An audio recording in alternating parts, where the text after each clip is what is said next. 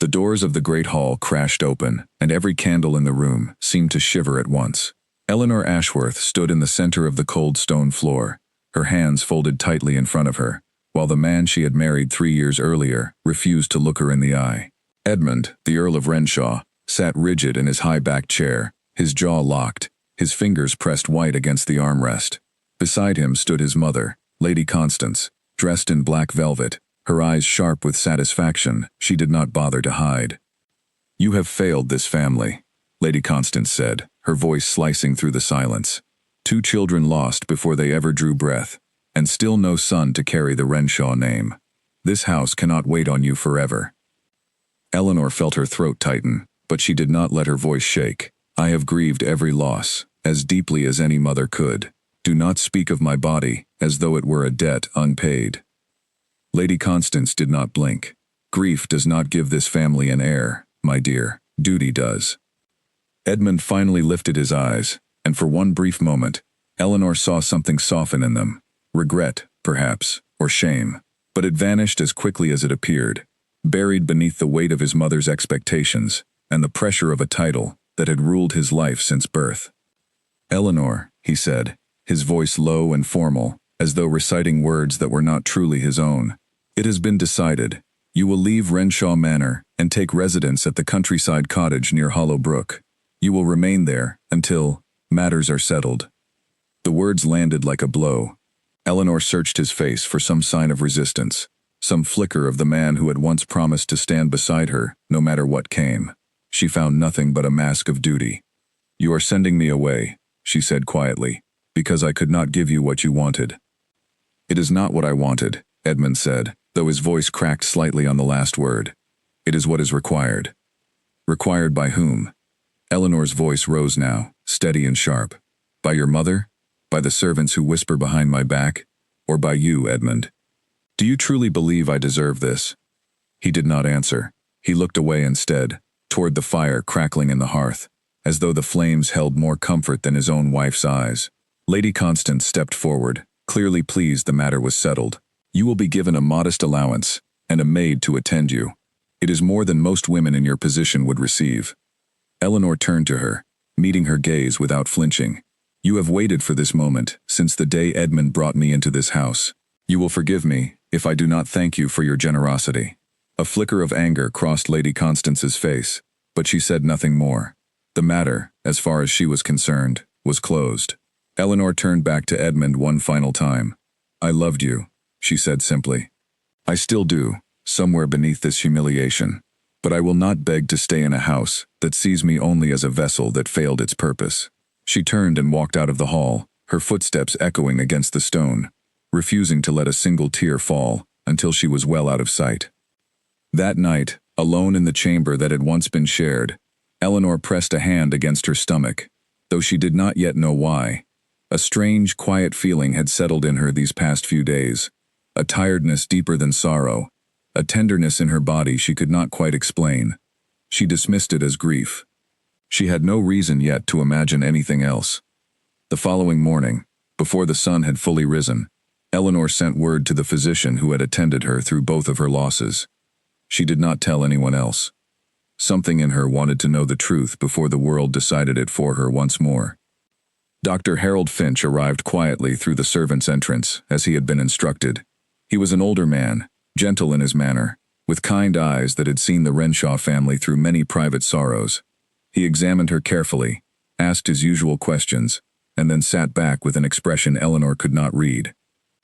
"My lady," he said slowly, "you are with child." The words seemed to hang in the air, refusing to settle into anything real. Eleanor stared at him, waiting for the sentence to make sense. "That cannot be," she whispered. "I have felt nothing. No sickness, no." "It is early yet," Dr. Finch said. "Perhaps 6 weeks, by my estimation. Your body carries this one differently than the others. That is not unusual." Eleanor pressed both hands to her mouth, torn between disbelief and a fear so large it nearly stole her breath. After everything, after the accusations, after the humiliation in the great hall just hours before, she was carrying a child, perhaps even the very heir the family had demanded of her. "You must tell the Earl," Dr. Finch said gently. "This changes everything." Eleanor lowered her hands slowly, her mind racing through the events of the previous night. Edmund's silence, his refusal to defend her, the cold formality in his voice as he sent her away. She thought of Lady Constance's satisfied expression, the way the older woman had all but celebrated her banishment. "No," Eleanor said, surprising herself with the certainty in her own voice. "Not yet. Perhaps not at all." Dr. Finch frowned. "My lady, if this child is a son, it would restore your place in this household entirely. Surely you understand what that would mean." "I understand precisely what it would mean," Eleanor said. "It would mean I am valued only for what grows inside me, not for the woman who carries it. I watched my husband decide my fate last night, without once defending my honor.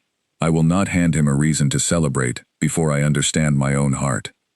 The physician studied her for a long moment, then nodded slowly, respecting the fire he saw behind her tired eyes. "Then I will keep your secret, my lady, for now." Eleanor thanked him quietly, and after he left, she sat alone by the window, watching the gray morning light spread over the gardens she had once loved. She thought of the years she had spent trying to please a family that had never truly accepted her, a husband who chose silence over courage when it mattered most. She thought of the child growing within her, a child who deserved better than to be raised as a prize in someone else's game of power. By midday, the carriage arrived to take her away from Renshaw Manor. Eleanor stood at the top of the stone steps, looking back at the towering house that had been her home, her prison, and now, in some strange way, the beginning of something entirely her own. Bess, her loyal maid, waited by the carriage door, her expression carefully neutral in front of the other staff, though her eyes carried quiet sympathy. She had served Eleanor since the earliest days of the marriage, and had never once wavered in her loyalty, even when others in the household turned cold. "Are you ready, my lady?" Bess asked softly. Eleanor looked once more toward the manor, half expecting Edmund to appear at a window, or perhaps at the door, to stop the carriage before it pulled away. He did not. The house remained silent, its many windows staring back at her like blind eyes. "I am ready," Eleanor said, though her voice trembled slightly. "More ready than they know." She climbed into the carriage, settled the folds of her traveling cloak around her, and placed one hand quietly over the place where her secret rested. As the wheels began to turn, and the manor slowly disappeared behind the hedgerows, Eleanor allowed herself, for the first time in months, to imagine a future that did not depend on anyone else's approval. The road to Hollow Brook stretched long and quiet, winding through fields turning gold with the last days of summer. Eleanor watched the countryside pass by the carriage window, her thoughts a tangled mixture of grief and something unexpected, a fragile, stubborn hope. She thought of the years since her wedding day, when Edmund had looked at her as though she were the only woman in the world worth knowing. She remembered the warmth in his voice back then, so different from the cold formality of the previous night. She wondered when exactly that warmth had begun to fade, swallowed slowly by duty, by his mother's endless expectations, by the crushing weight of a title he had never truly wanted but could not escape. Bess sat across from her, quiet and watchful, sensing that her lady needed the silence more than conversation. It was not until the carriage stopped to rest the horses that Eleanor finally spoke. "Bess," she said carefully, "I must ask something of you, and I need your complete honesty in return." "Anything, my lady. What I am about to tell you must remain between us. No one else may know, not yet. Perhaps not for a long while." Bess's brow furrowed with concern, but she nodded firmly. "You have my word." Eleanor took a slow breath, steadying herself before she spoke the truth aloud for the first time. "I am with child." For a moment, Bess said nothing at all, her eyes widening with a mixture of surprise and unspoken understanding. Then, slowly, she reached across the carriage and took Eleanor's hand. "Does the Earl know?" "No," Eleanor said, "and he will not, until I decide the time is right, if such a time ever comes." Bess hesitated, choosing her words with care. "My lady, forgive me, but if this child is the heir this family has waited for, surely it would change everything. You could return to the manor with your head held high." Eleanor looked out the window again, watching the fields blur past. "That is exactly why I will not tell him yet. I refuse to be welcomed back only because of what I carry, rather than who I am. I have spent 3 years trying to earn a place in that family, through patience, through loyalty, through love. Last night, none of that mattered to them. I will not let this child become the only reason I am ever seen as worthy. Bess studied her mistress's face, seeing not just sorrow there, but a quiet strength that had been building beneath the surface for a very long time. Then I will help you however I can, she said simply. Whatever you decide. Eleanor squeezed her hand gratefully, feeling for the first time since the previous night that she was not entirely alone in the uncertain road ahead of her. By the time the carriage reached the small stone cottage near Hollow Brook, the sun had begun its slow descent toward the hills. The cottage itself was modest, nothing like the grandeur of Renshaw Manor, but there was a simple charm to it, ivy climbing along one wall, a small garden gone slightly wild with neglect, smoke curling gently from a neighboring chimney in the distance. Eleanor stepped down from the carriage and stood for a moment, taking in the quiet surroundings. No servants lined up to greet her. No portraits of stern ancestors watching from the walls. No Lady Constance waiting with cold judgment in her eyes. Just open sky, gentle hills, and the sound of a stream running somewhere nearby. For the first time in longer than she could remember, Eleanor felt something close to peace. It is smaller than the manor, Bess said cautiously, glancing at her mistress's face for any sign of distress. It is enough, Eleanor said, and she meant it. It is more than enough. That evening, as Bess prepared a simple meal in the small kitchen, Eleanor sat by the window of her new bedchamber, watching the last light fade over the hills. She placed a hand gently over her stomach once more, feeling the quiet, impossible miracle growing there, a secret that belonged entirely to her, untouched by the demands of a family that had never truly seen her worth. She thought of Edmund, somewhere back at Renshaw Manor, likely sitting by the fire with his mother, believing the matter settled, believing Eleanor banished and defeated. He had no idea that the very heir he and his mother had demanded was already growing within the woman they had cast aside.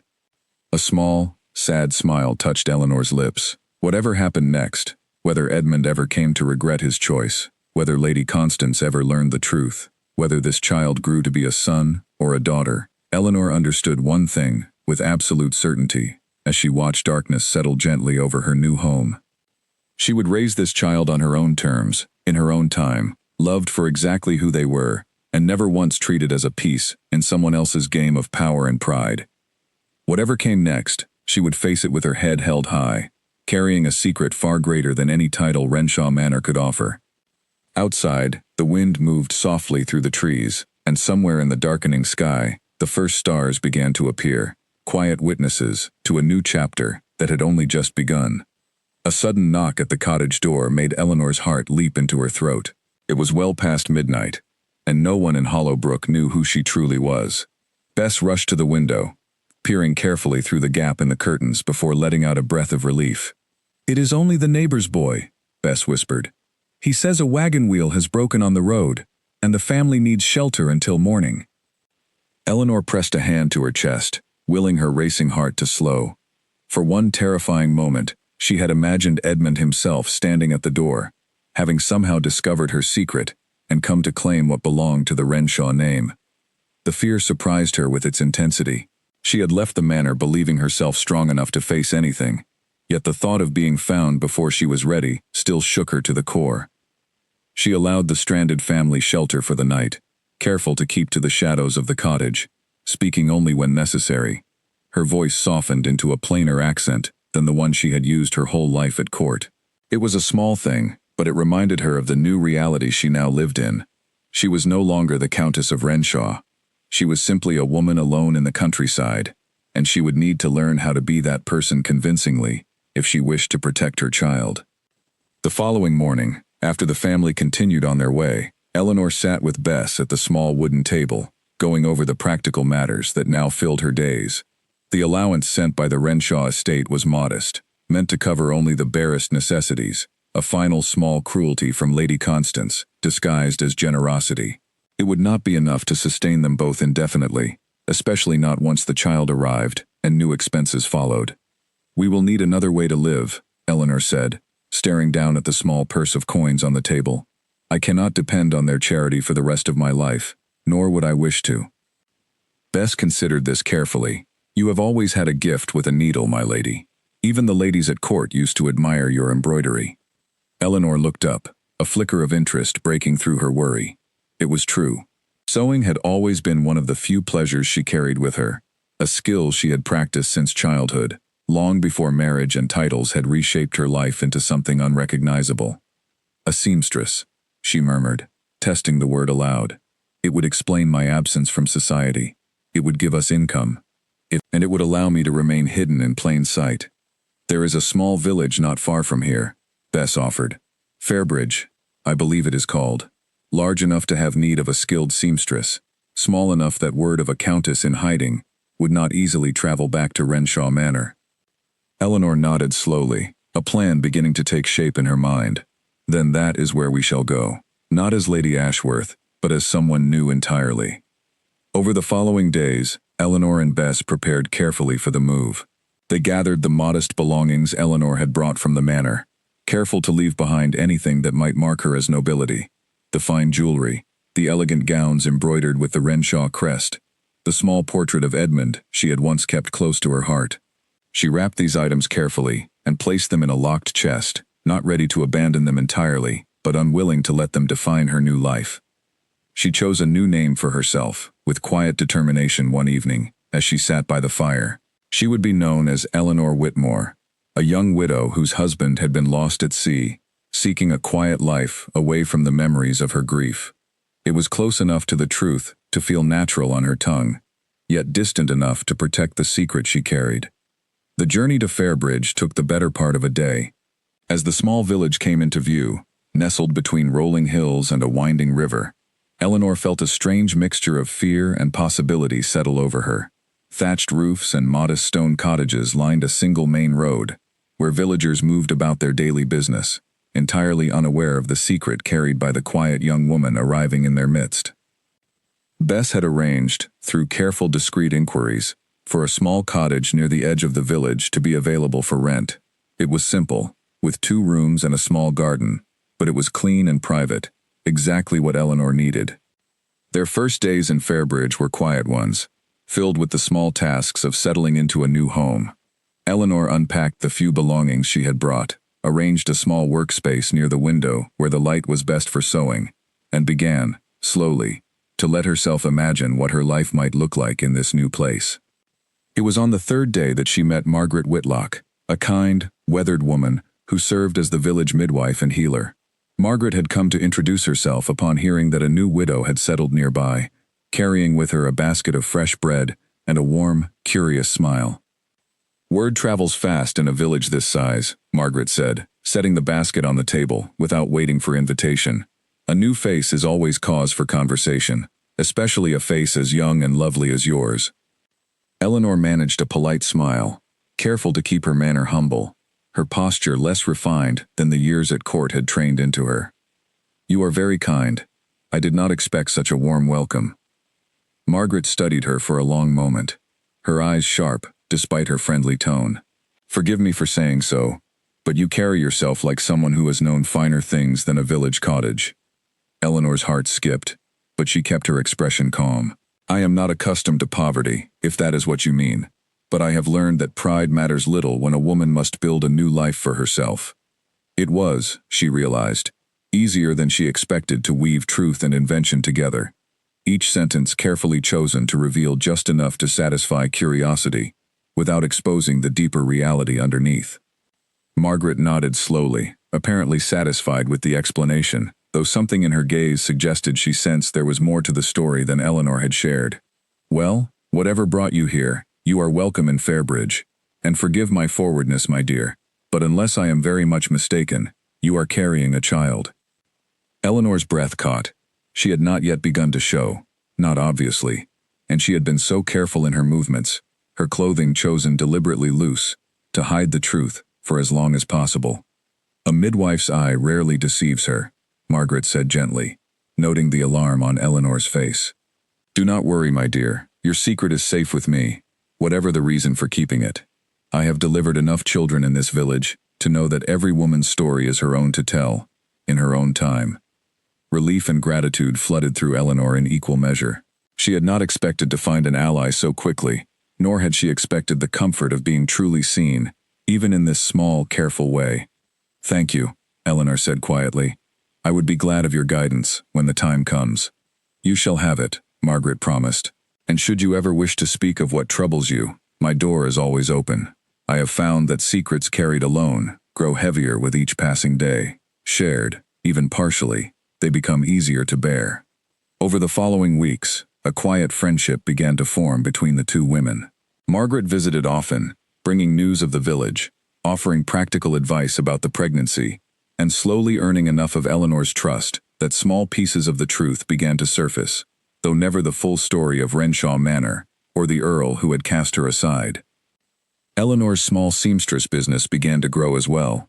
Word spread quickly through Fairbridge of the new widow's exceptional skill with a needle, her elegant embroidery unlike anything the village women had seen before.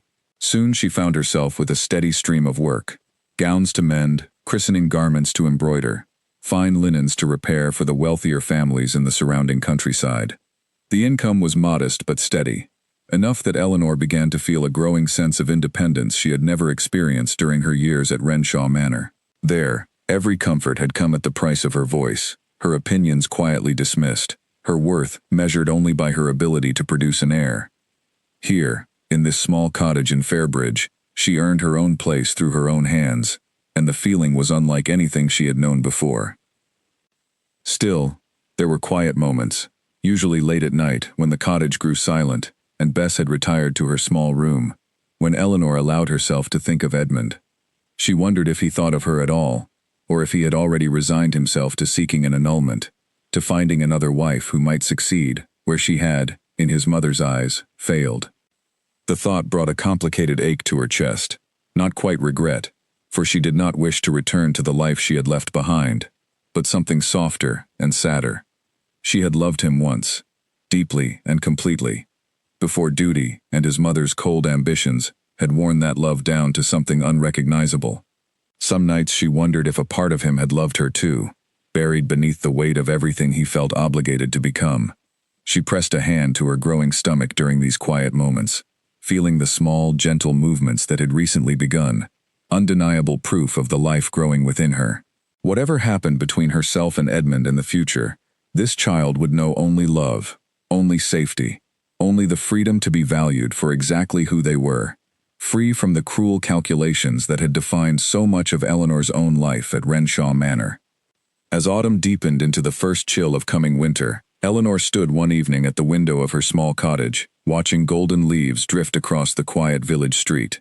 She placed a hand against the glass, feeling the cold seep through, and allowed herself, for just a moment, to imagine a future entirely her own, one where she was not defined by the family she had married into, nor by the child she carried, but simply by the strength she had discovered within herself, since the night she had walked out of Renshaw Manor's great hall. Whatever waited for her in the months ahead, Eleanor felt, for the first time in years, that she was finally beginning to become the woman she was always meant to be. A sharp pain gripped Eleanor's side one cold morning in early winter, doubling her over the wooden table where she had been working on a client's gown. Bess rushed to her side immediately, her face pale with fear. "My lady, what is wrong?" Eleanor gripped the edge of the table, breathing carefully through the pain until it eased. "I am well," she said, though her voice shook slightly. "The child moves strongly, that is all. Margaret warned me this might happen as the months progress." Bess did not look convinced, but she helped Eleanor to a chair and fetched a cup of warm tea, watching her mistress closely for the rest of the morning. It had been nearly 4 months since they had arrived in Fairbridge, and Eleanor's pregnancy had progressed steadily, her once slender frame now rounded with the unmistakable evidence of the child growing within her. The village of Fairbridge had, by now, fully embraced the quiet widow who had settled among them.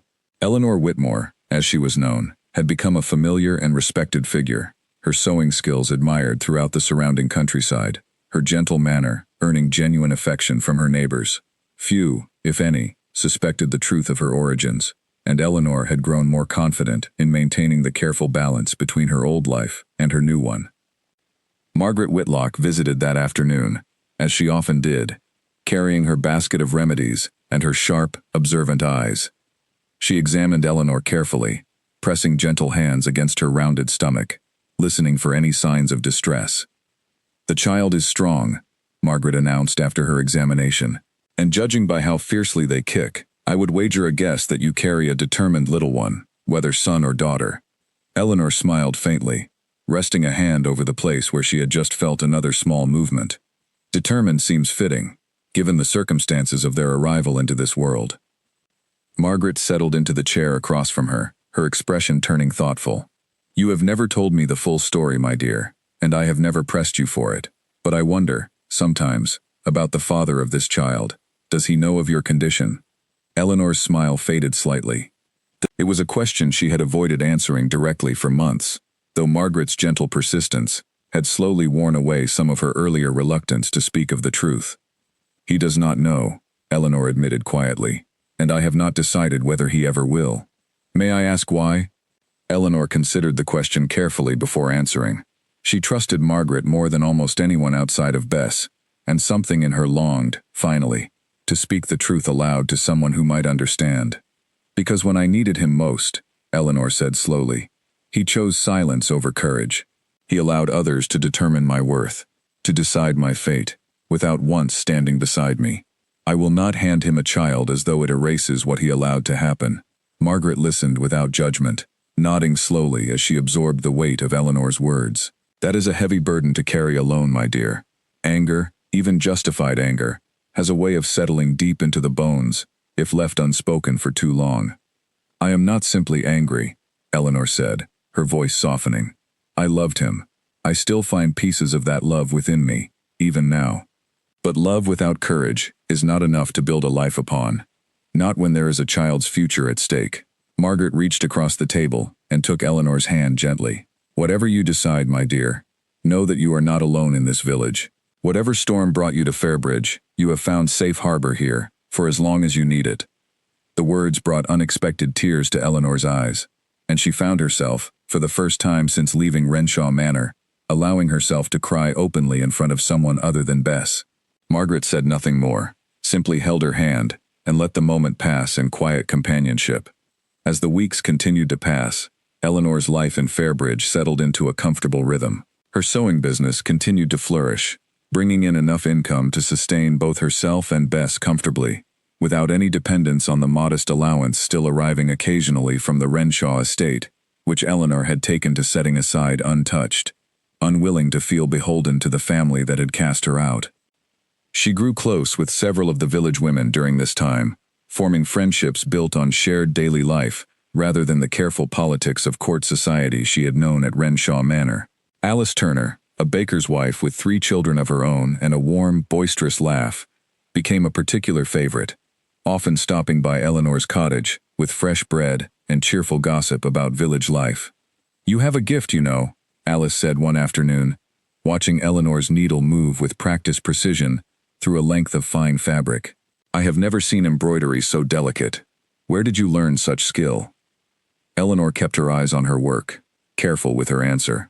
"My mother taught me, many years ago. She believed every woman should have a craft of her own, something that belonged to her entirely, regardless of what life brought her way." "Wise woman," Alice said approvingly. "I only wish I had half your patience. My own stitches look like a chicken has walked across the fabric."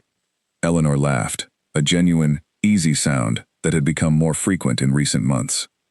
It struck her, in quiet moments like this, how different her life had become from the rigid formality of Renshaw Manor, where laughter had always felt carefully measured, where every word spoken carried the weight of expectation and judgment.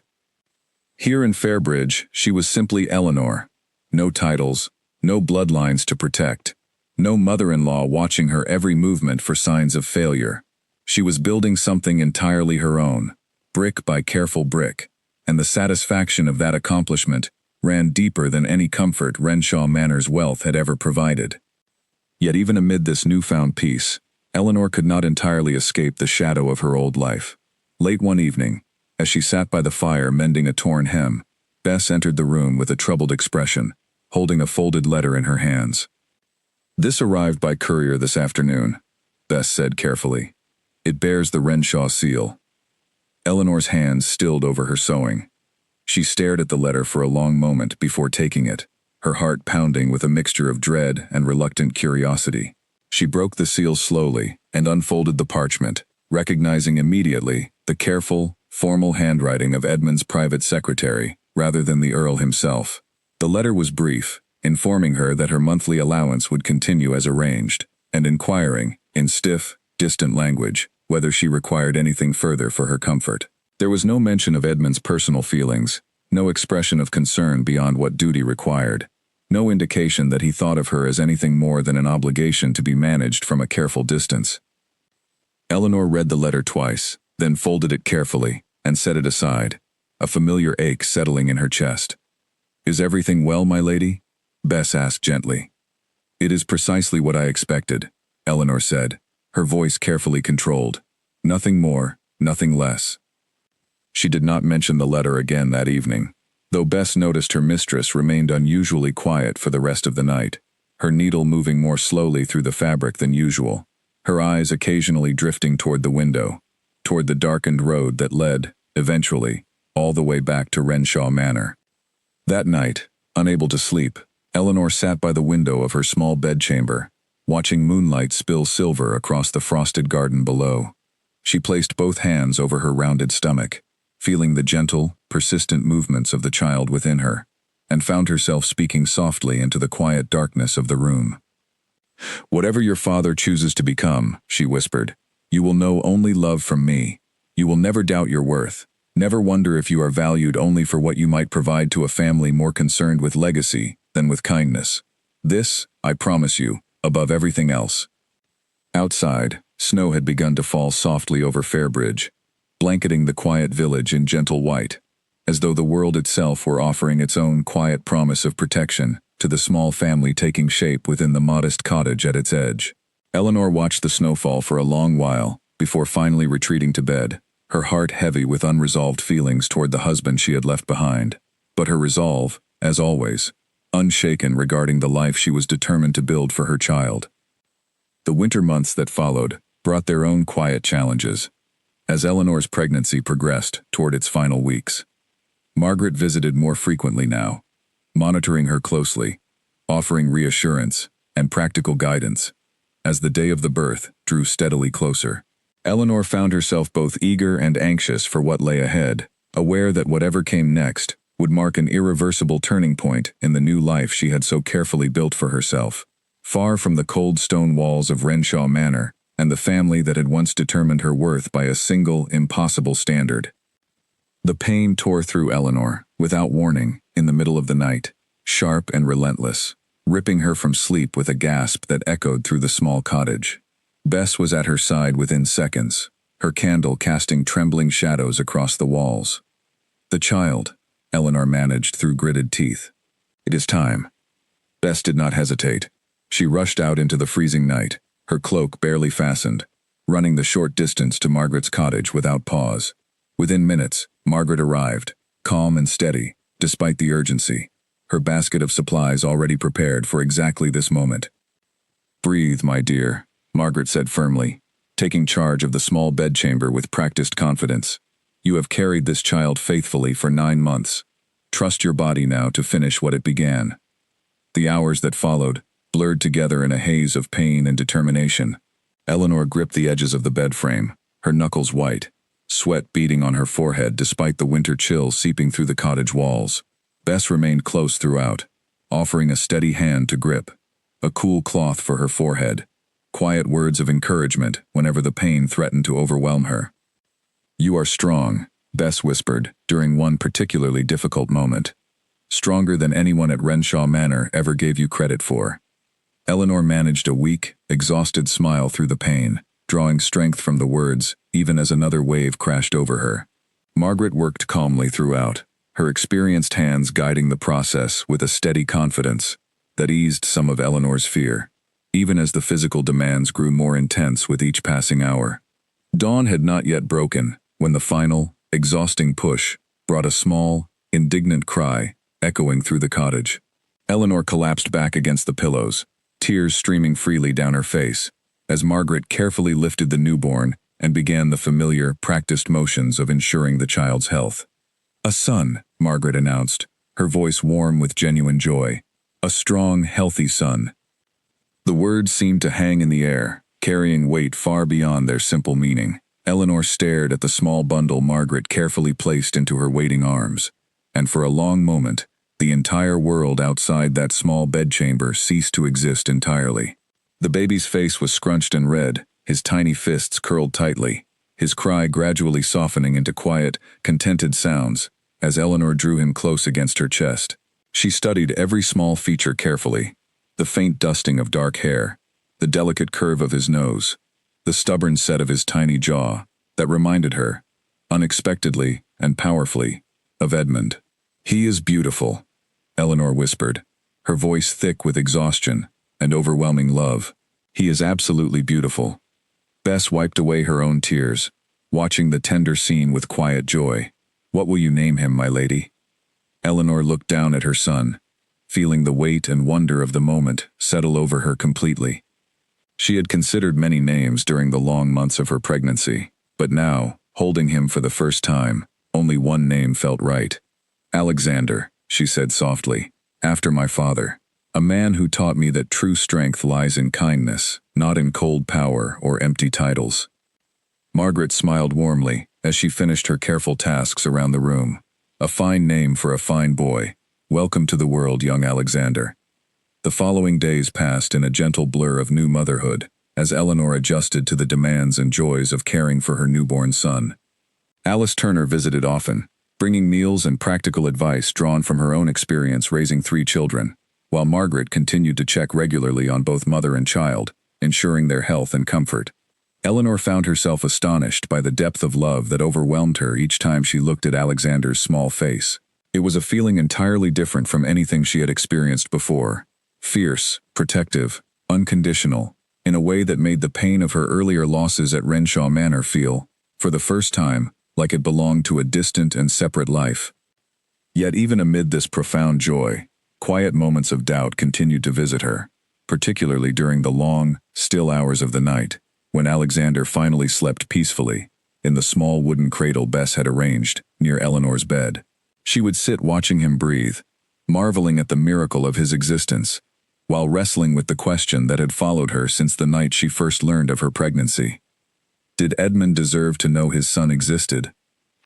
One particularly quiet evening, nearly 2 weeks after Alexander's birth, Eleanor found herself seated at the small writing desk in the corner of her bedchamber, a blank sheet of parchment spread before her, an inkwell and quill waiting patiently for words she had not yet found the courage to write.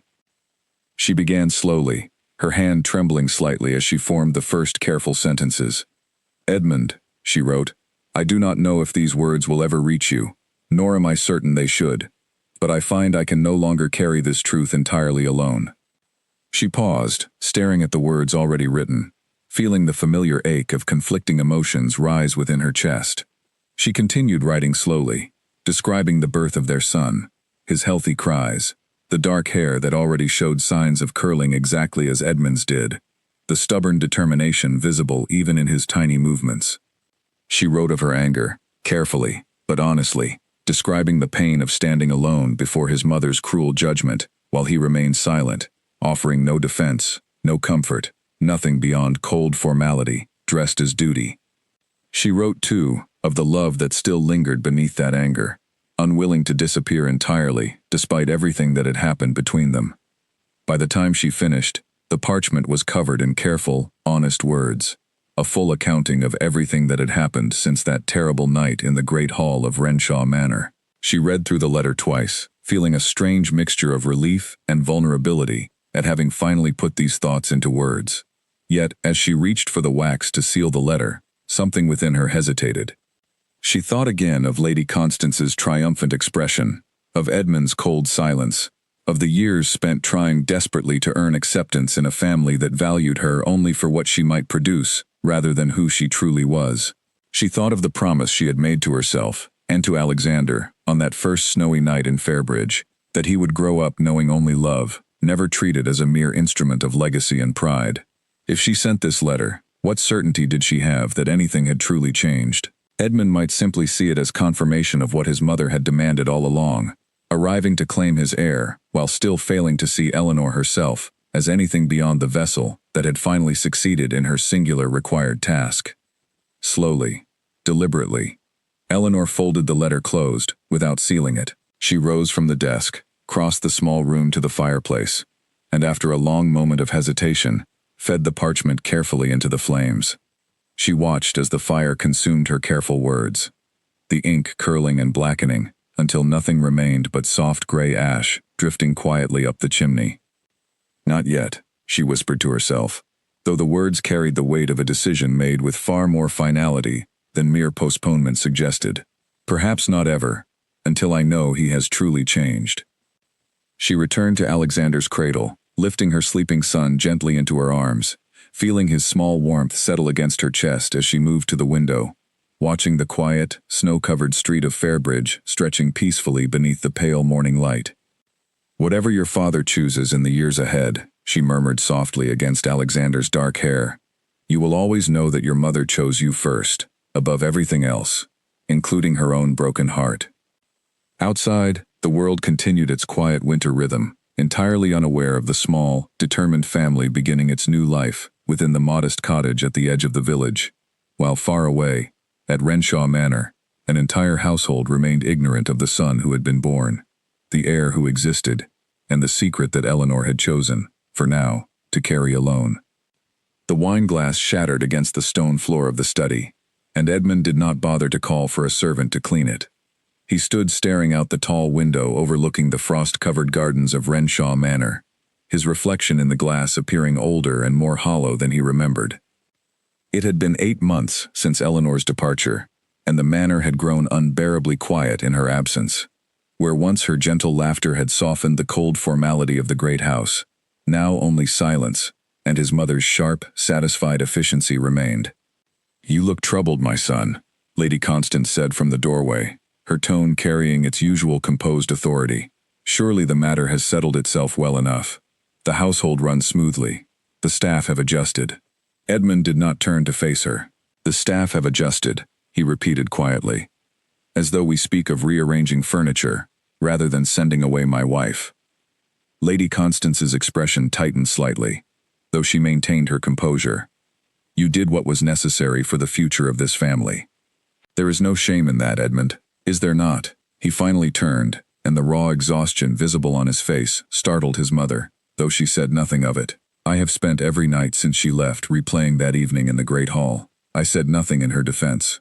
"I allowed you to determine her fate, as though she were a possession to be managed, rather than a woman I once loved." "Loved," Lady Constance repeated, her voice edged with something between disbelief and disapproval. "This family's future is not built upon such sentiment, Edmund. It is built upon duty, upon legacy, upon ensuring the Renshaw name continues for generations to come. And what if that legacy comes at the cost of everything worth protecting?" Edmund's voice rose with an intensity that surprised even himself. "I sent away a woman who never once wavered in her loyalty to me, who endured 2 devastating losses with more grace and strength than I have shown in my entire life. And I did so because I feared your disapproval more than I valued her happiness."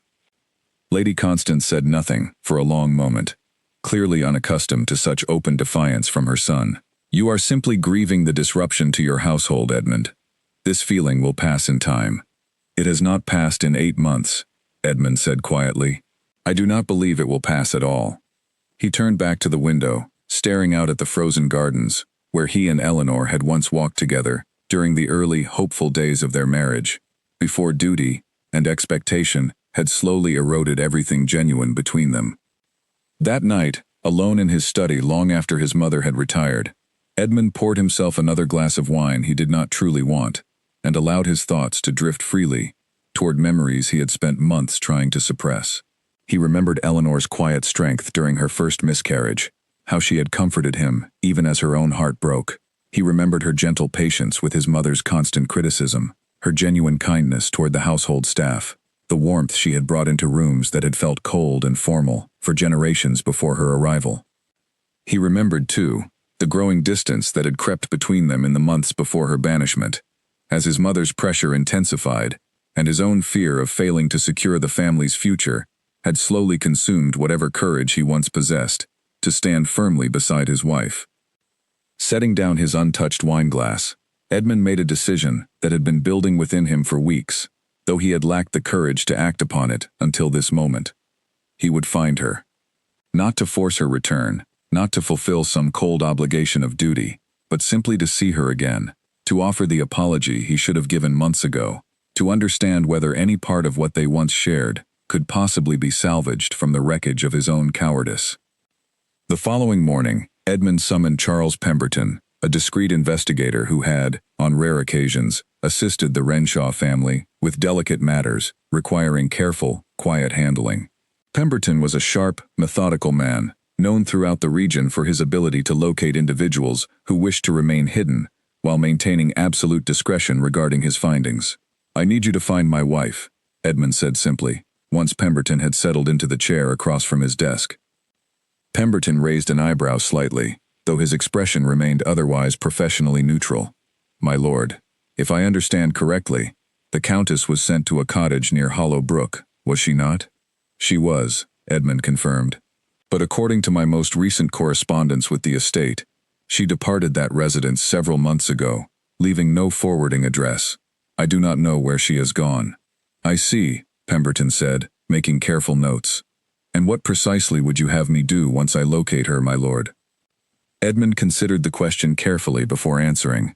"Simply find her, confirm her well-being, report back to me before taking any further action.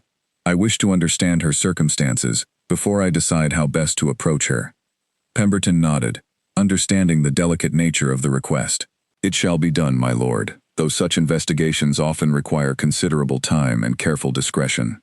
"Take whatever time is necessary," Edmund said, "but please, proceed with utmost care. I do not wish to cause her any additional distress, nor do I wish word of this inquiry to reach my mother before I am ready to address the matter myself." Pemberton departed that same afternoon, beginning what would prove to be a careful, methodical search across the surrounding countryside. Weeks passed with only occasional updates, each report bringing Edmund a mixture of hope and frustration, as various leads proved unsuccessful. During this period of uncertain waiting, Edmund found himself withdrawing increasingly from the social obligations that had once filled his calendar, spending long hours instead reviewing old correspondence, revisiting memories of happier times with Eleanor, slowly coming to terms with the full weight of what his silence and cowardice had cost them both. His mother noticed the change in his behavior, though she remained largely unaware of the private investigation quietly unfolding beneath the surface of their household's daily routine. She occasionally raised the subject of arranging introductions to eligible young women from prominent families, hints toward the possibility of eventually seeking an annulment and securing a new marriage more likely to produce the desired heir. Each time, Edmund deflected the conversation firmly, offering no explanation for his reluctance, unwilling to reveal the quiet hope building within him regarding Eleanor's eventual return, however uncertain that possibility remained. It was nearly 4 months into Pemberton's search when a breakthrough finally arrived. A letter arrived at Renshaw Manor bearing news that made Edmund's hands tremble as he read it. Pemberton had traced Eleanor's movements through several intermediary locations, eventually discovering that she had settled in a village called Fairbridge, living under an assumed name, working as a respected seamstress within the local community. The letter contained careful, factual details of her current circumstances, confirming her health and apparent stability within her new life. But it was the final paragraph of Pemberton's report that struck Edmund with the force of a physical blow, causing him to read the words 3 times before their full meaning settled completely into his understanding. According to careful, discreet inquiries made within the village, the woman known locally as Eleanor Whitmore was raising a young child, believed to be approximately 3 months old at the time of the investigators' observations, a son whom local villagers described, without any awareness of the child's true significance, as bearing a striking resemblance to a father they had never met. Edmund set down the letter with hands that would not entirely steady, staring blankly at the study wall while the full weight of the revelation crashed over him. He had a son. Somewhere in a village called Fairbridge, a child existed who carried his blood, his legacy, everything his mother had demanded, and everything he himself had once desperately wanted, and he had known nothing of this existence until this very moment. Eleanor had carried his child when she left Renshaw Manor that terrible night, pregnant with the very heir the family had claimed she could not provide, and she had chosen, deliberately and completely, to keep this profound truth entirely hidden from him. A complicated storm of emotions rose within Edmund as he absorbed this revelation. Shock, disbelief, a fierce and unexpected surge of paternal longing for a child he had never met, and beneath all of it, a deep, painful understanding of exactly why Eleanor had made the choice she did. He had given her every reason to believe he did not deserve to know. Edmund rose slowly from his desk, moving to the window that overlooked the same frozen gardens he had stared at so many times during the long, lonely months of Eleanor's absence. Somewhere beyond those gardens, beyond the boundaries of everything familiar to him, his wife and his son were building a life entirely without him. A life built on strength and independence he had never given her the chance to demonstrate while she remained under his roof. He understood, with sudden and complete clarity, exactly what he needed to do next. He would go to Fairbridge himself, not to demand anything, not to claim rights he had long since forfeited through his own cowardice, but simply to see them, to offer the truth of his regret, and to discover whether there remained, somewhere beneath the wreckage of the past year, any possibility of earning back what he had so carelessly thrown away. A wooden sword clattered against the garden fence, and a young boy's triumphant laughter rang out across the small cottage yard. 5 years had passed since that snowy winter night in Fairbridge, and Alexander had grown from a small, red-faced infant into a bright, energetic child, full of endless curiosity and a stubborn determination that reminded Eleanor, more with each passing year, of the father he had never known. "I defeated the dragon, Mother," Alexander announced proudly, running toward Eleanor with his wooden sword still raised triumphantly above his head. "Fairbridge is safe once more." Eleanor laughed, setting aside the gown she had been mending to properly admire her son's victorious stance. "A fine display of courage, my brave knight. Perhaps you deserve a reward for such heroic efforts." "Honey cake?" Alexander asked hopefully, his dark eyes brightening with anticipation. "Perhaps," Eleanor said, smiling as she rose to gather him into a warm embrace. "If you wash the dragon's blood from your hands first." Alexander giggled and dashed toward the small wash basin near the cottage door, his energy seemingly boundless, despite the busy morning already spent chasing imaginary creatures throughout the garden. Eleanor watched him go, feeling the familiar swell of love and pride that had become such a constant companion throughout the past 5 years. Life in Fairbridge had settled into a comfortable, steady rhythm during this time. Eleanor's reputation as a skilled seamstress had grown considerably, her work now sought after not only within the village itself, but from families throughout the surrounding countryside. She had hired a young apprentice, a quiet, talented girl named Marjorie, to help manage the growing demands of her business, allowing Eleanor more time to devote to raising Alexander, while still maintaining the independent livelihood she had built entirely through her own determination and skill. Bess remained a steady, loyal presence within their small household, having become as much a beloved aunt to Alexander as a devoted companion to Eleanor. Margaret Whitlock continued her regular visits as well, her friendship with Eleanor having deepened considerably over the years into something resembling true sisterhood, built on shared trust and mutual respect.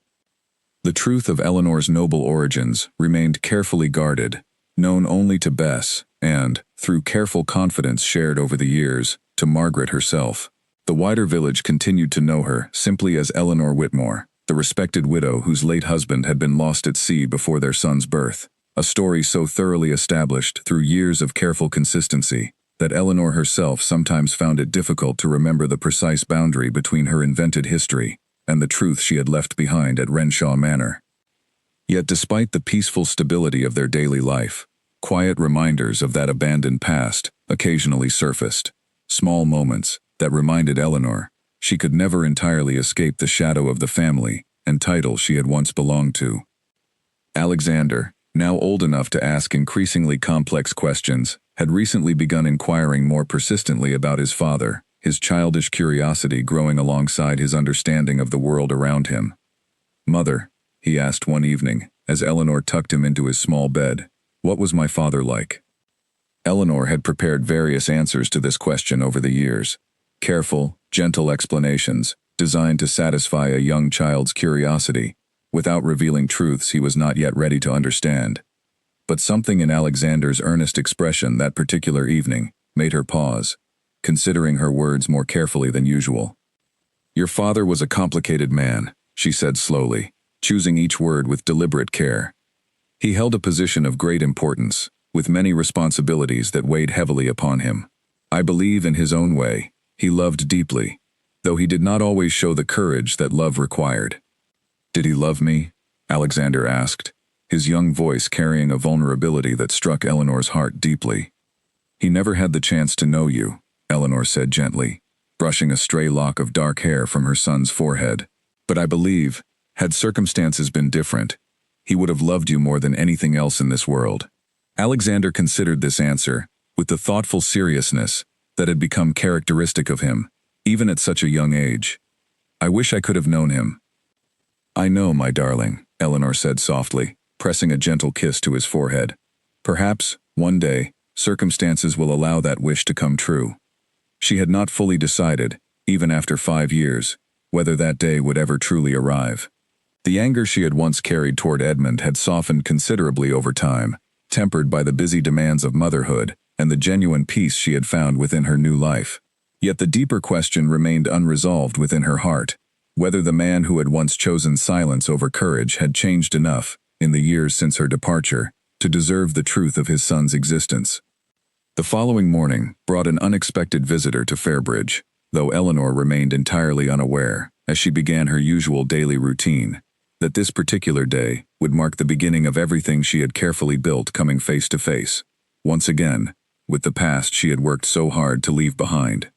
A well-dressed stranger arrived in the village shortly after midday, his fine traveling clothes and confident bearing immediately drawing curious attention from the local villagers, unaccustomed to visitors of obvious wealth and standing. He moved carefully through the main village street, asking discreet questions of several shopkeepers, his manner polite but clearly purposeful, as though searching for something, or someone, specific. Alice Turner, working at her husband's bakery near the village square, was among the first to notice the stranger's careful inquiries, though she thought little of it initially, assuming him perhaps a merchant seeking business connections within the region. It was only when the stranger finally asked, with careful casualness that failed to entirely mask his underlying urgency, whether anyone in the village knew of a widow named Eleanor Whitmore, that Alice's curiosity sharpened considerably. "And what business might you have with our Mistress Whitmore?" Alice asked, her natural protectiveness toward her friend rising immediately to the surface. The stranger hesitated for a moment before answering carefully, "A private matter, related to family business from before her arrival in Fairbridge. I mean her no harm, I assure you. Quite the opposite, in fact." Alice studied him carefully, noting the fine quality of his clothing, the careful, cultured manner of his speech, so different from the simple villagers she was accustomed to serving. Something about his earnest, almost nervous demeanor suggested genuine sincerity, rather than any malicious intent, though she remained cautious nonetheless. "She lives near the eastern edge of the village," Alice said finally, deciding to trust her instincts. "The small cottage with the blue door, past the old mill." The stranger thanked her graciously, offering payment for a loaf of bread he did not particularly need, before departing toward the eastern edge of Fairbridge, with purposeful, hurried steps. Meanwhile, entirely unaware of the approaching visitor, Eleanor worked steadily in her small sewing room, carefully finishing the delicate embroidery on a christening gown, commissioned by a family from the neighboring county. Alexander played nearby, arranging small wooden figures into an elaborate imaginary battle scene, his cheerful narration filling the quiet cottage with childish enthusiasm.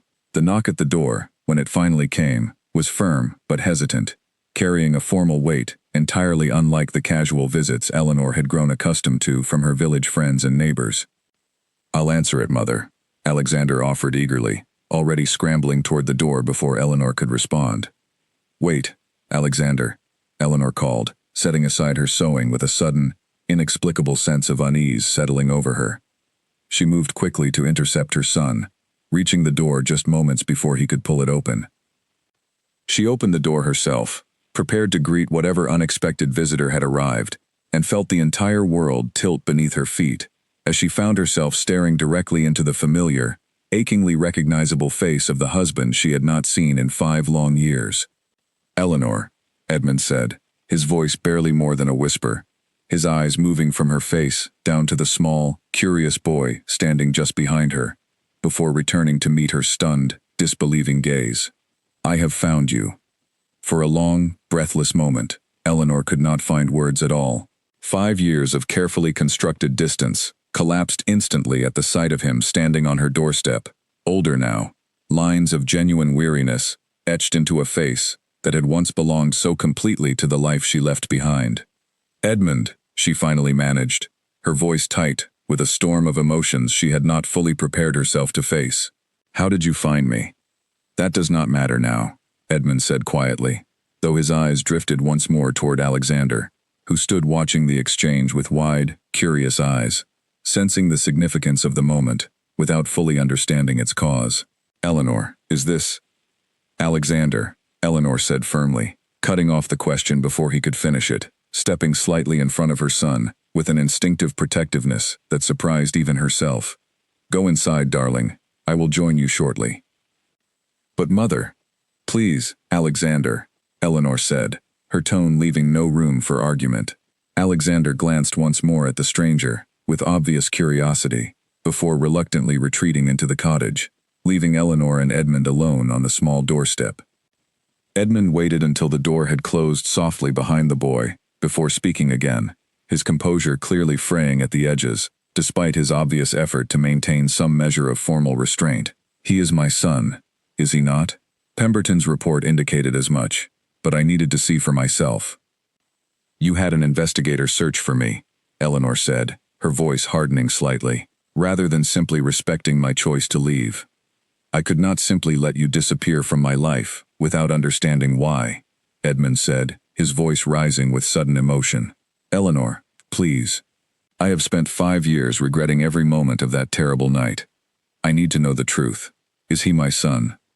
Eleanor studied his face carefully, searching for any sign of the cold formality that had once defined him, finding instead something raw and genuinely desperate that she had rarely witnessed during their years of marriage. Still, 5 years of careful independence had taught her the value of caution, and she was not prepared to surrender the truth so easily. "Yes," she said finally, watching closely as the single word visibly struck him with the force of a physical blow. "Alexander is your son. He was already growing within me the night you allowed your mother to send me away." Edmund's face crumpled with an expression of profound grief and regret, his composure finally breaking entirely. 5 years, he whispered. "I have a son who is already 5 years old, and I have missed every single moment of his life." "You made that choice," Eleanor said, though her voice carried less anger than sorrow now. "I did not owe you the truth of my condition, after the way you allowed me to be treated that night." "I know," Edmund said quietly, meeting her eyes with genuine, unflinching honesty. "I know I do not deserve forgiveness for my silence, Eleanor. I have thought of nothing else since your departure. The cowardice I showed that night has haunted every single day since."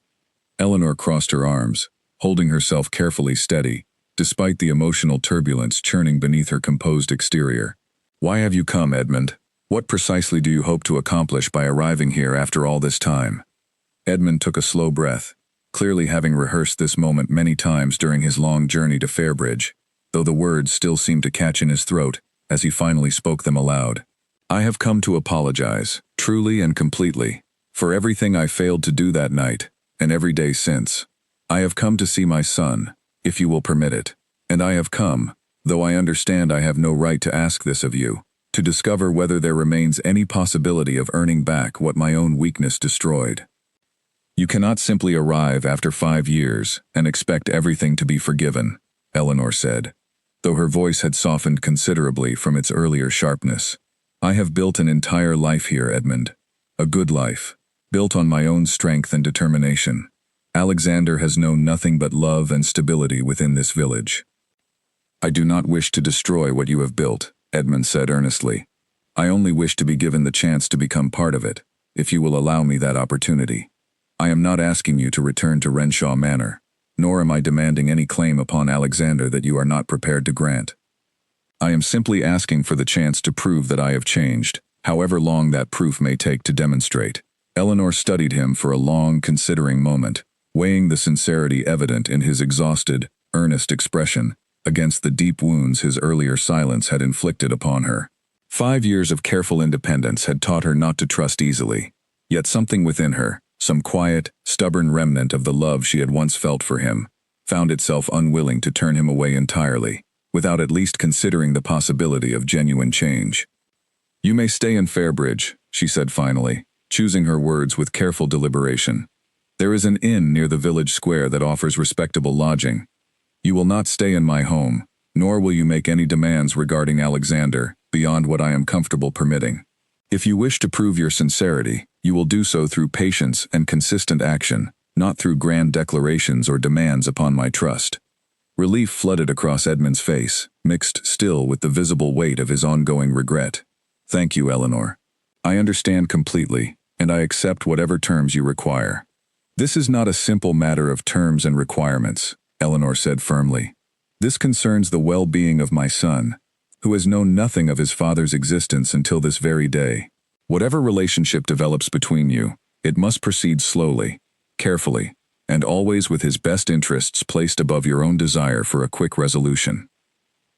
"I understand," Edmund said again, more quietly this time, clearly absorbing the full weight of her expectations. "I will not rush this, Eleanor. I have already cost us 5 years through my own impatience and cowardice. I do not intend to compound that mistake through further carelessness." Eleanor nodded slowly, feeling the exhausting weight of the entire conversation finally settling over her. "Come back tomorrow morning then. I will speak with Alexander first, prepare him gently for the possibility of meeting you, and we shall proceed from there, one careful step at a time." Edmund bowed slightly, a gesture of genuine respect rather than mere formal courtesy. "Thank you, Eleanor. I promise you, whatever time this requires, I will not fail either of you again."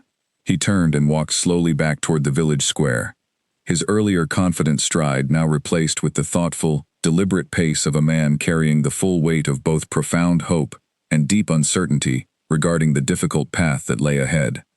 Eleanor watched him go until he disappeared around the bend near the old mill, then finally allowed herself to release a long, shaking breath, feeling the full impact of the encounter finally settling over her exhausted mind and heart.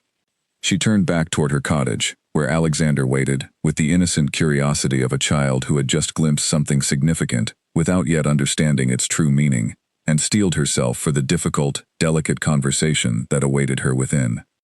That evening, after carefully explaining to Alexander, in gentle terms suited to his young understanding, that the stranger who had visited was indeed his father, come from a distant place to meet him for the first time, Eleanor sat alone by the fire long after her son had finally fallen asleep, his mind clearly racing with excitement and uncertainty regarding the unexpected revelation.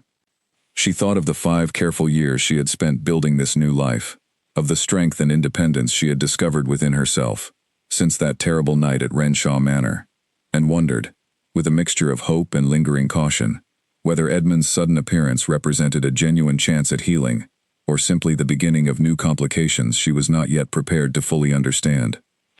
Whatever the answer proved to be, Eleanor understood with complete certainty that the careful, peaceful life she had built in Fairbridge was about to change irrevocably, one way or another, and she resolved, as she always had, to face whatever came next, with the same quiet strength that had carried her through every difficult challenge since the night she first walked out of Renshaw Manor's cold, unforgiving halls.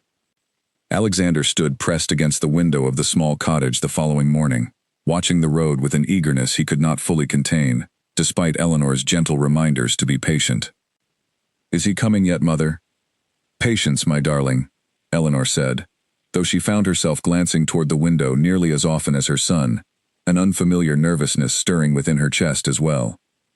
When Edmund finally appeared on the road leading toward the cottage, his pace measured and careful, Alexander could barely contain his excitement, though he remembered, with surprising discipline for a child his age, to wait for Eleanor's permission before rushing outside to greet the visitor.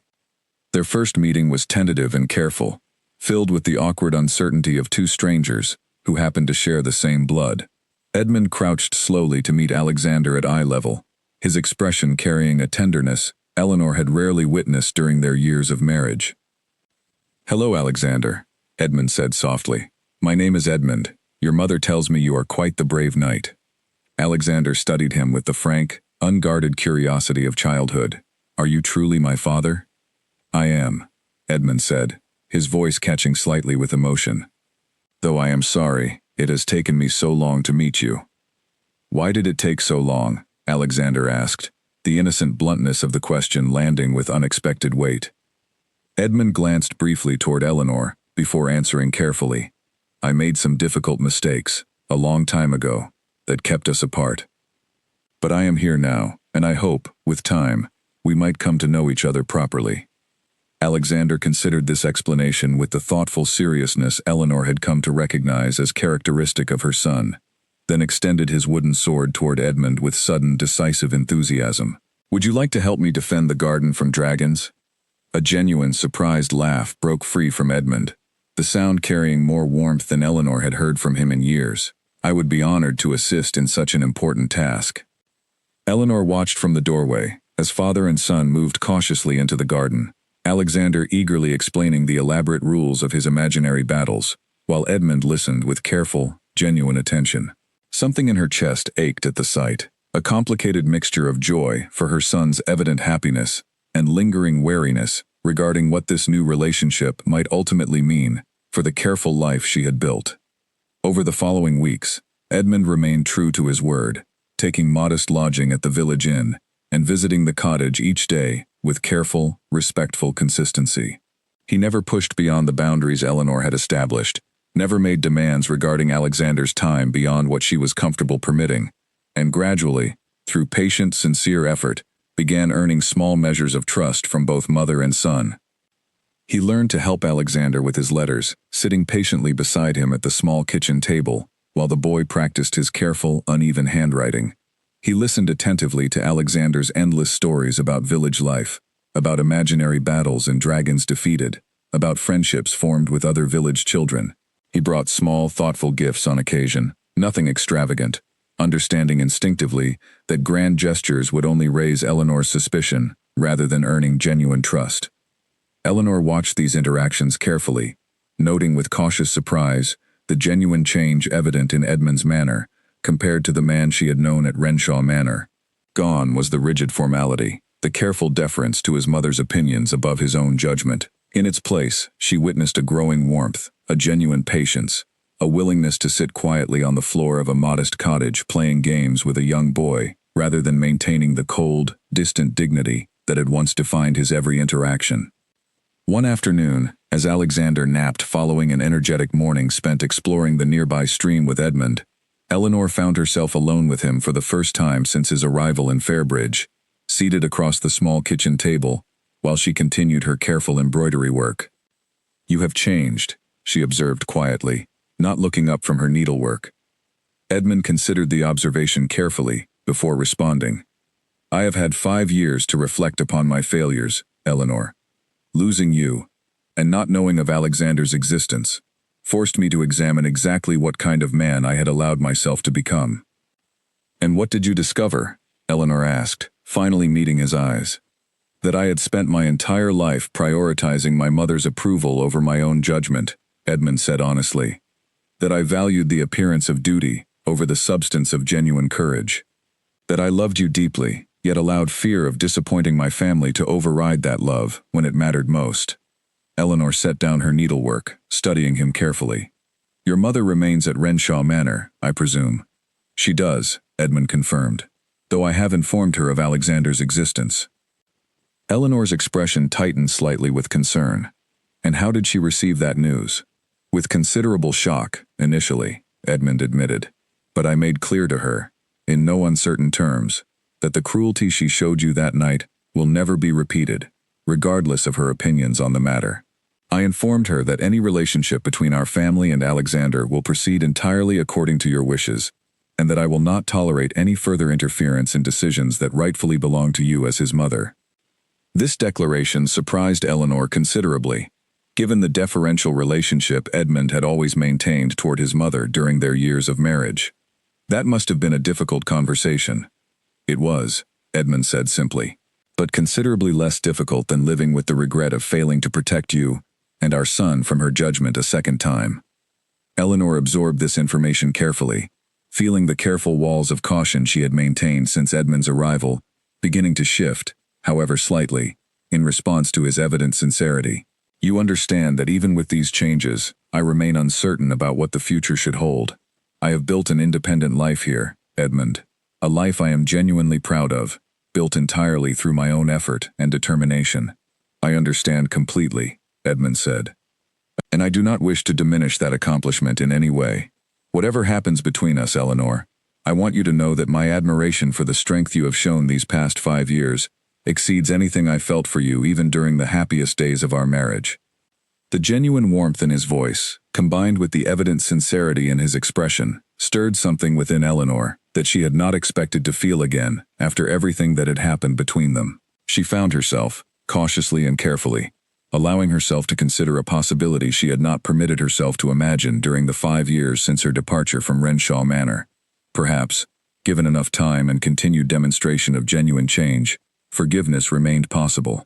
Perhaps the man before her truly had transformed into someone worthy of rebuilding trust with, someone capable of the courage and partnership she had always hoped, during their early years of marriage, that he might eventually become. She was not yet ready to fully commit to that possibility, mindful of the deep wounds his earlier silence had inflicted.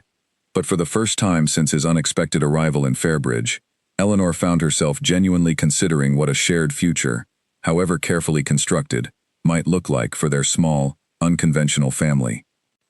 "We shall see, Edmund," she said finally, allowing a small, cautious smile to touch her lips. "Continue as you have been. Earn Alexander's trust, genuinely, without expectation of reward, and perhaps, in time, we shall discover together what remains possible between us." Edmund nodded, understanding fully the careful, provisional nature of her words, yet finding within them more hope than he had allowed himself to feel in the 5 long years since that terrible night when his silence had cost him everything he now understood truly mattered. Outside, Alexander's laughter drifted through the cottage as he woke from his nap, his energetic voice already calling for his mother, and, with growing familiarity and affection, for his father as well, signaling the beginning of another afternoon, spent slowly, carefully building the foundation of a relationship that held the promise, however uncertain, of healing wounds that had persisted for far too long. A carriage bearing the unmistakable Renshaw crest rolled into Fairbridge on a bright spring morning, drawing curious stares from villagers who had grown accustomed, over the preceding weeks, to seeing Edmund walk the roads on foot during his daily visits to Eleanor's cottage. This time, however, he was not alone. Lady Constance stepped down from the carriage with the same rigid composure Eleanor remembered vividly from her final night at Renshaw Manor, though something in her expression carried a wariness that had not been present 5 years earlier. Eleanor, alerted by Bess to the carriage's arrival, met them at the garden gate with careful, guarded politeness, her arms instinctively moving to keep Alexander slightly behind her, despite his evident curiosity about the elegant, unfamiliar woman. "Eleanor," Lady Constance said, her voice measured and formal, "it has been some time." "Indeed it has," Eleanor replied evenly, offering no further warmth than the situation strictly required. "I did not expect your arrival, given the circumstances of our last conversation." Lady Constance's composure flickered slightly, a rare crack in the formidable authority Eleanor remembered so clearly. "Edmund insisted I come. He believed it important that I meet my grandson properly, and that I offer you the apology I owe you directly, rather than through his intermediary account of my sentiments." Eleanor glanced toward Edmund, who stood slightly behind his mother, his expression carrying a mixture of hope and careful watchfulness, clearly having orchestrated this meeting with considerable deliberation. "An apology," Eleanor repeated carefully. "That is not a word I expected to hear from you, Lady Constance." "Nor one I anticipated offering," Lady Constance admitted, her voice carrying genuine, if reluctant, honesty. "But 5 years of watching my son's continued unhappiness, followed by the discovery of a grandson I never knew existed, has forced certain reconsiderations upon me that I did not welcome, yet could not entirely avoid." Eleanor studied the older woman carefully, searching for any sign of the calculated manipulation she had grown accustomed to expecting from her former mother-in-law, finding instead something that appeared, cautiously, to resemble genuine reflection. I judged you unfairly, Lady Constance continued, her voice growing slightly less formal as she spoke. I valued the continuation of this family's legacy, above the well-being of the individuals meant to carry that legacy forward. I see now, watching my son's genuine transformation these past weeks, exactly how much damage that misguided priority caused, not only to you, but to Edmund himself, and ultimately, to this entire family. Alexander, having listened to this exchange with growing impatience, typical of a young child unaccustomed to lengthy adult conversations, finally stepped forward from behind Eleanor's protective stance, his natural curiosity overcoming his shyness. "Are you my grandmother?" he asked directly, studying Lady Constance with the same frank assessment he had shown toward Edmund during their first meeting.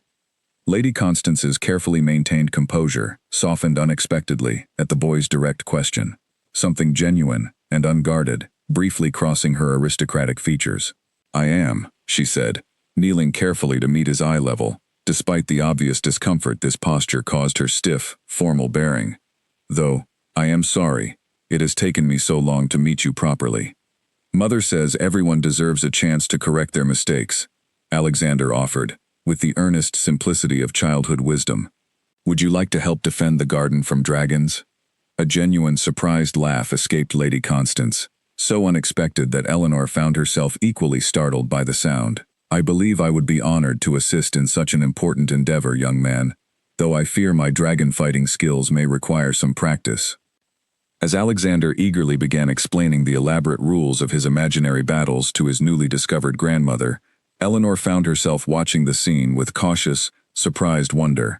The careful walls of resentment she had maintained against Lady Constance for 5 long years, beginning, however slightly, to shift, in response to this unexpected display of genuine warmth.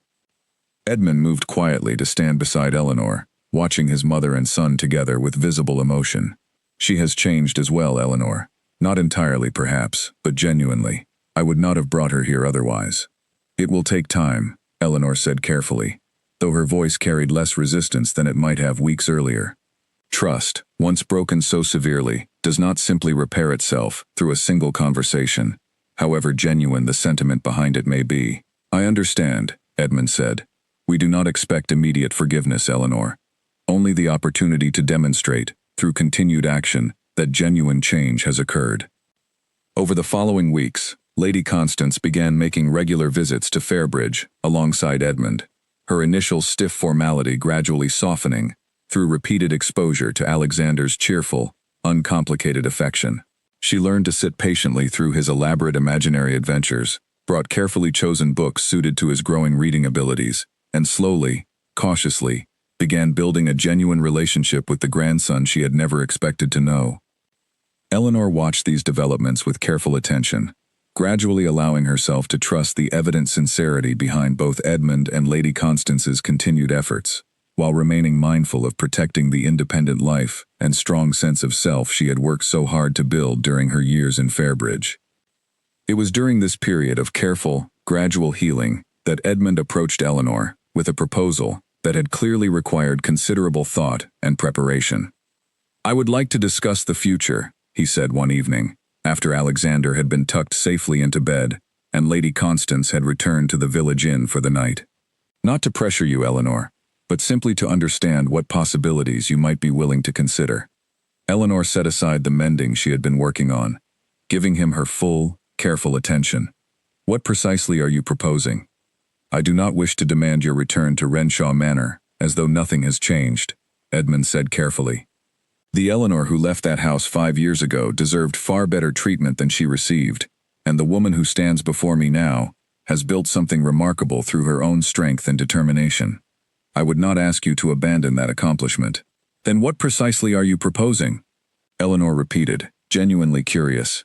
"A partnership," Edmund said, choosing his words with evident care. "Should you ever choose to return to Renshaw Manor, it would not be as the wife who failed to provide an heir, welcomed back only through convenient necessity. It would be as an equal partner in managing this family's affairs, with full authority and respect equal to my own. Alexander would be raised with dignity, acknowledged properly as my heir, and you would never again face the cruel judgment my mother once inflicted upon you."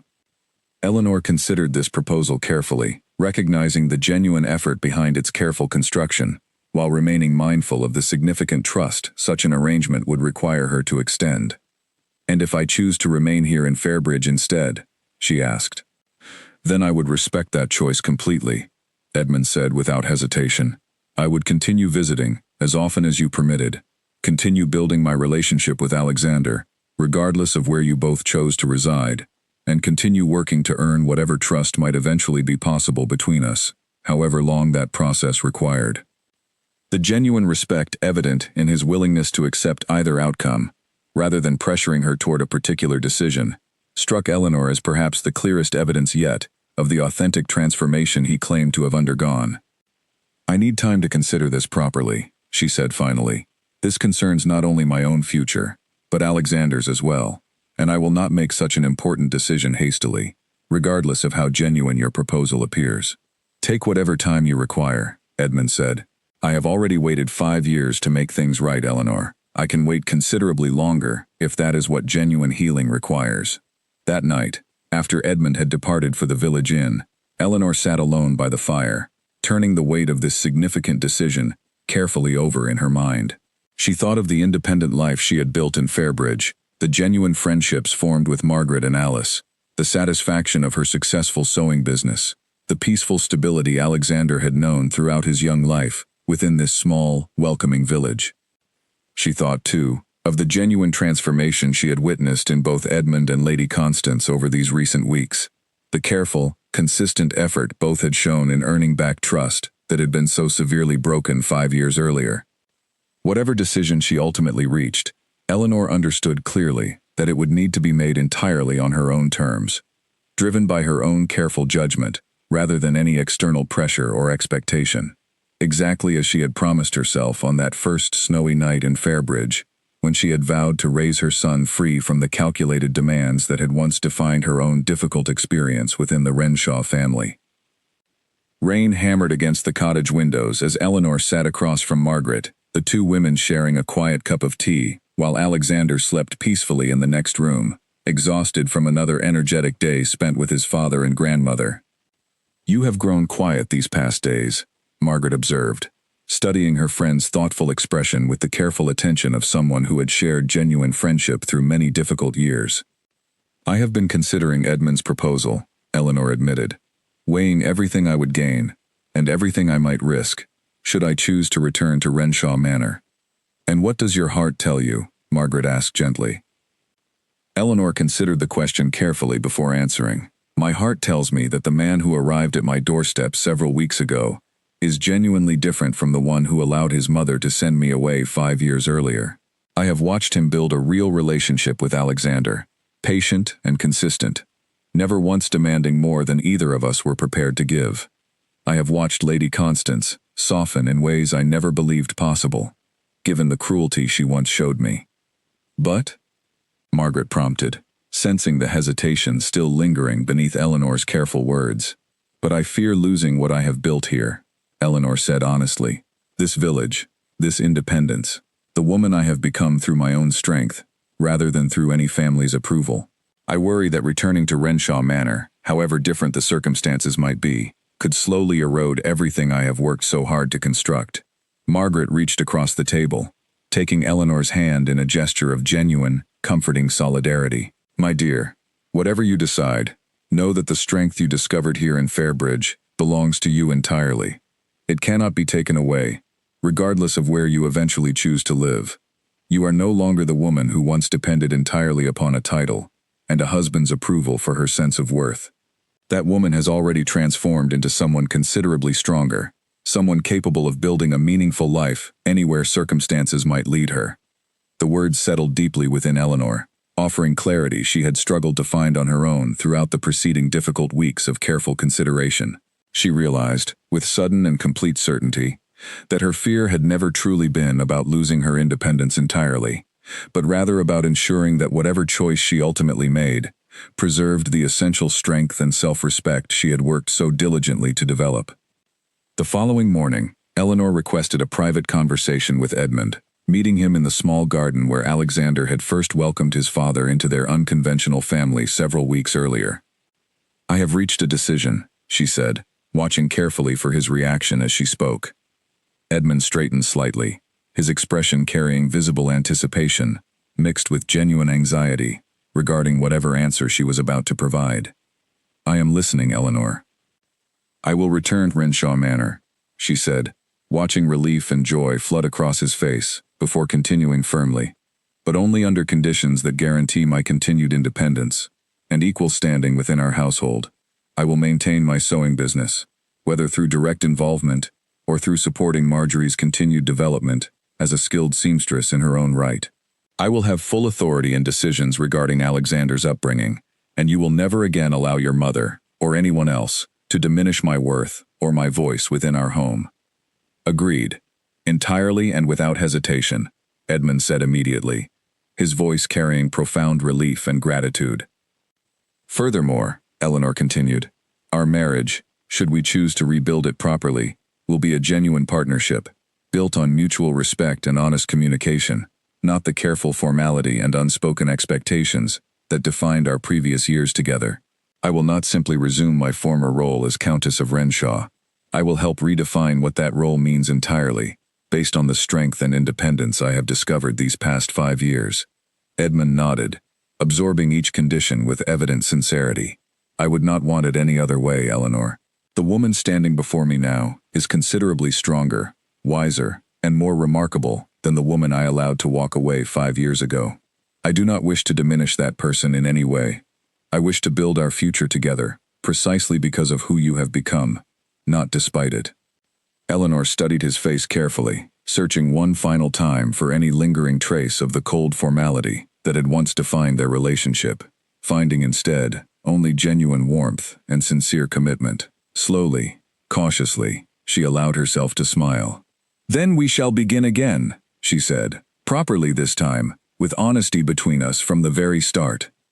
The preparations for their return to Renshaw Manor took several careful weeks, allowing Eleanor time to properly transition her sewing business into Marjorie's capable hands, to say proper farewells to the friends who had supported her throughout her years in Fairbridge, and to help Alexander understand and prepare for the significant change about to unfold in his young life.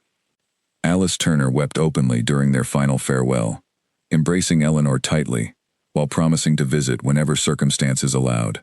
Margaret Whitlock offered a more composed but equally emotional goodbye, extracting a firm promise from Eleanor to write regularly and to return for visits whenever possible.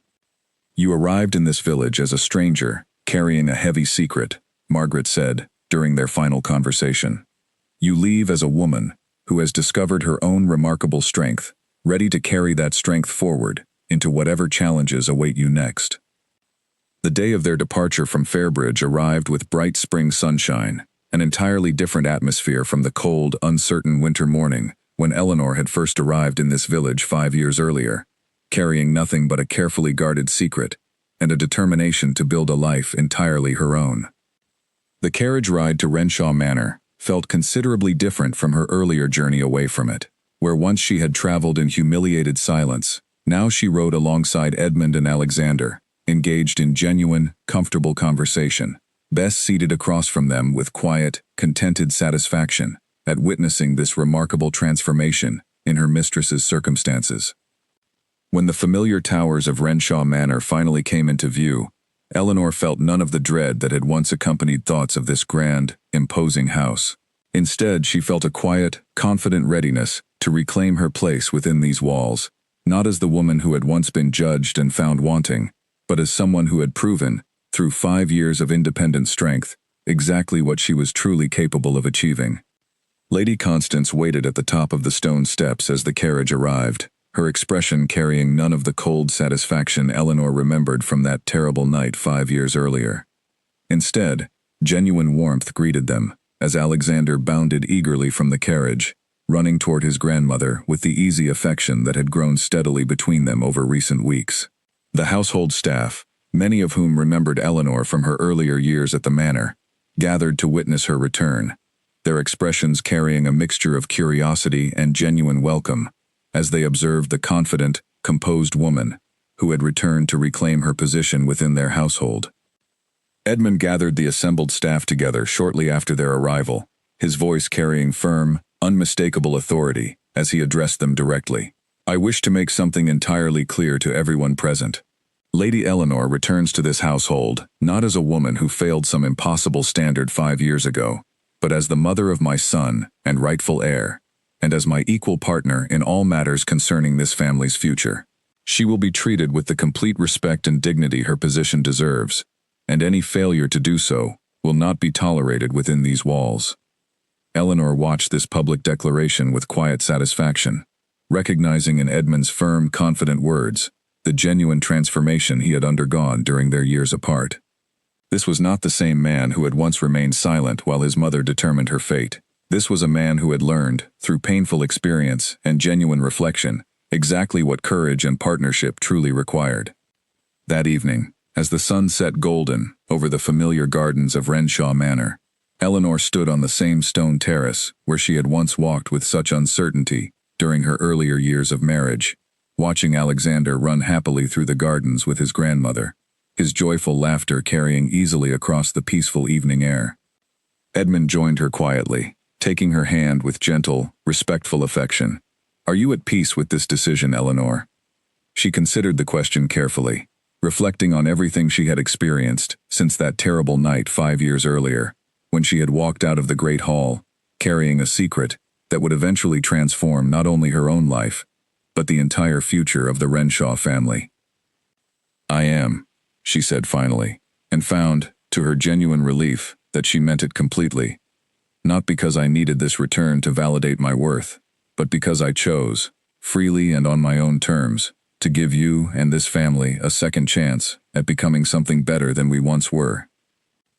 Edmund squeezed her hand gently, understanding fully the profound significance behind her carefully chosen words. "Then I promise you, Eleanor, we shall spend every day forward proving that your trust was not misplaced." Together, they watched Alexander's joyful play continue across the gardens, their son secure in the knowledge of being loved completely by both parents and grandmother alike, free from the calculated judgments that had once nearly destroyed his family before he had even taken his first breath. Eleanor felt, standing there in the gentle golden light of that peaceful evening, a profound sense of completion settling over her entire journey. She had faced humiliation and abandonment with quiet dignity, built an entirely independent life through her own remarkable strength and determination, and ultimately returned to reclaim her rightful place, not through desperate necessity, but through her own careful, considered choice. She had proven, throughout every difficult step of this remarkable journey, that a woman's worth could never be measured by the demands others placed upon her, but only by the strength, integrity, and unwavering love she carried within her own heart. A lesson she now carried forward into this new chapter, ready to build a future defined not by old fears and cruel judgments, but by genuine partnership, mutual respect, and the enduring, unconditional love that had ultimately brought their small, resilient family back together at last.